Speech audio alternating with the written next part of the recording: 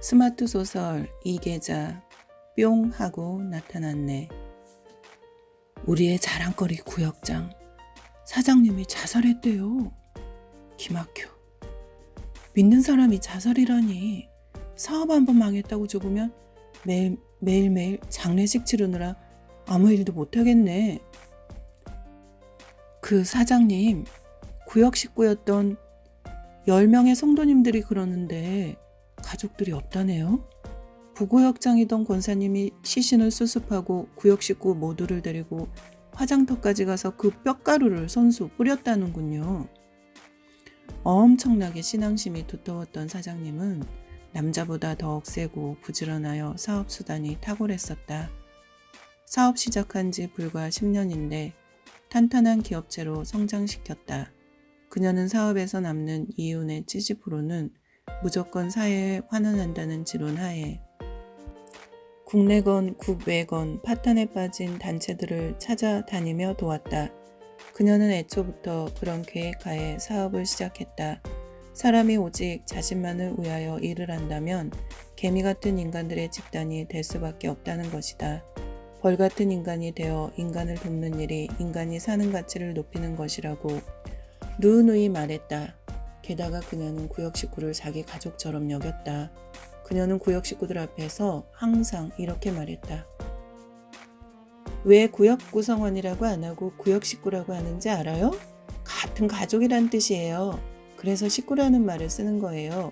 한 솥에 밥을 먹는 사이라는 뜻이죠. 우리는 영적 가족입니다. 그래서인지 그녀는 구역 식구들 중 무슨 일이 생기면 두 팔 걷고 나섰다. 입원했다는 전화만 받으면 시간이 새벽 2시라도 차를 몰고 병원으로 쫓아갔다. 우리 구역장은 사장인지 목사인지 모르겠어. 작은 교회에서 그녀의 존재를 자랑스럽게 생각하는 사람이 있는가 하면 같은 구역장 입장에서는 두드러지는 그녀의 위치에 묘한 질투 같은 감정을 감추지 못하는 이들도 있었다. 성도들이 그녀와 자기들 구역장을 비교하는 경우가 종종 있을 때마다 그녀는 마음이 편치 않았기 때문이다. 그런 구역장이 자살을 했단다. 이건 뉴스 중에 뉴스다. 성도들은 놀란 가슴들을 쓸어내리며 그 충격을 쉽게 가라앉히지 못했다. 그렇게 잘되던 사업이었는데 격리부장이 모든 재정 일체를 움켜쥔 채 사라졌다는 소문이다. 사업체의 총격리를 맡은 사람이 일찌감치 계획적으로 가족들은 물론 아이들까지 유학을 내세워 뉴딜랜드로 이주해버렸단다. 물론 그를 당국에 고발하여 공권력을 동원하면 찾을 수도 있었다. 그런데 구역장이요 사장님인 그녀는 불문에 붙이겠다고 했다. 그 유명했던 구역장님은 사재를 다 털어 사태를 수습하고 회사는 물론 문을 닫았다. 덕분에 아무도 피해를 본 사람은 없었다. 다만 그녀는 집까지 모두 팔아 일을 처리하고 남은 것이라고는 달랑 여행 가방 하나였다. 그녀는 빙긋 웃으며 담담한 표정으로 말했었다. 공수래 공수거. 나 태어날 때 아무것도 없었어. 그리고 잠시 여행을 떠났다 돌아오겠다고 손을 흔들며 사라졌다. 상식적으로는 도저히 이해가 안 가는 행동을 한 그녀를 향해 칭찬의 말보다는 머리 어딘가 나사 하나쯤 빠져버린 사람이라고 숨어서 수군거렸다. 진짜 바보야. 저 여자 멘탈 조사 좀 받아야겠어. 저건 정상이 아니야. 자기가 뭐 천사나 된다고 저래?